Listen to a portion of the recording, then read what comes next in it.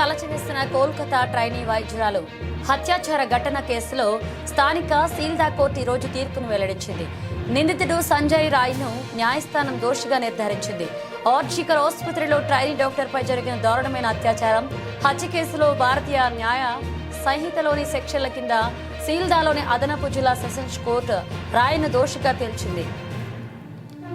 ఇక విచారణ సమయంలో నిందితుడు తన నేరాన్ని మొదట ఒప్పుకున్నప్పటికీ ఆ తర్వాత తనను ఇరికించారని పేర్కొన్న విషయం తెలిసిందే. కాగా నిందితులను రక్షించేందుకే రాష్ట్ర ప్రభుత్వం సాక్ష్యాలను ధ్వంసం చేసేందుకు ప్రయత్నిస్తుందన్న ఆరోపణల నేపథ్యంలో హైకోర్టు ఆదేశాల మేరకు సిబిఐ ఈ కేసును విచారించింది.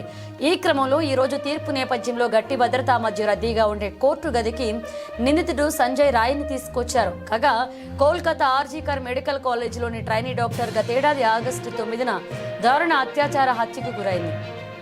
ఈ దుశ్చర్యపై సిబిసి దర్యాప్తు జరిపి అక్టోబర్ 7న ఛార్జ్షీట్ వేసింది. విచారణ అనంతరం నేడు దోషిగా తేల్చిన జడ్జి అన్బీర్ దాస్ సోమవారం శిక్షను ఖరారు చేయనున్నారు.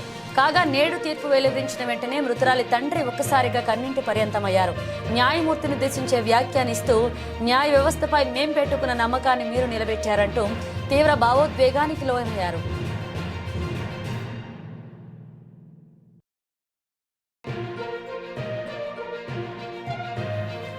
యావత్ దేశాన్ని కలచివేసిన కోల్కతా ట్రైనీ వైద్యురాలు హత్యాచార ఘటన కేసులో స్థానిక సీల్దా కోర్టు ఈ రోజు తీర్పును వెల్లడించింది.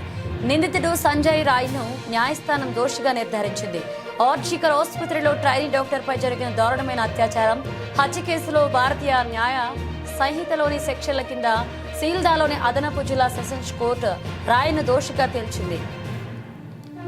ఇక విచారణ సమయంలో నిందితుడు తన నేరాన్ని మొదట ఒప్పుకున్నప్పటికీ ఆ తర్వాత తనను ఇరికించారని పేర్కొన్న విషయం తెలిసిందే. కాగా నిందితులను రక్షించేందుకే రాష్ట్ర ప్రభుత్వం సాక్ష్యాలను ధ్వంసం చేసేందుకు ప్రయత్నిస్తుందన్న ఆరోపణల నేపథ్యంలో హైకోర్టు ఆదేశాల మేరకు సిబిఐ ఈ కేసును విచారించింది. ఈ క్రమంలో ఈ రోజు తీర్పు నేపథ్యంలో గట్టి భద్రతా మధ్య రద్దీగా ఉండే కోర్టు గదికి నిందితుడు సంజయ్ రాయ్ని తీసుకొచ్చారు. కాగా కోల్కతా ఆర్జికర్ మెడికల్ కాలేజీలోని ట్రైనీ డాక్టర్ గతేడాది ఆగస్టు 9న దారుణ అత్యాచార హత్యకు గురైంది. ఈ దుశ్చర్యపై సిబిసి దర్యాప్తు జరిపి అక్టోబర్ 7న ఛార్జ్షీట్ వేసింది. విచారణ అనంతరం నేడు దోషిగా తేల్చిన జడ్జి అన్బీర్ దాస్ సోమవారం శిక్షను ఖరారు చేయనున్నారు. కాగా నేడు తీర్పు వెలువరించిన వెంటనే మృతురాలి తండ్రి ఒక్కసారిగా కన్నింటి పర్యంతమయ్యారు. న్యాయమూర్తి నిర్దేశించే వ్యాఖ్యానిస్తూ న్యాయ వ్యవస్థపై మేం పెట్టుకున్న నమ్మకాన్ని మీరు నిలబెట్టారంటూ తీవ్ర భావోద్వేగానికి లోనయ్యారు.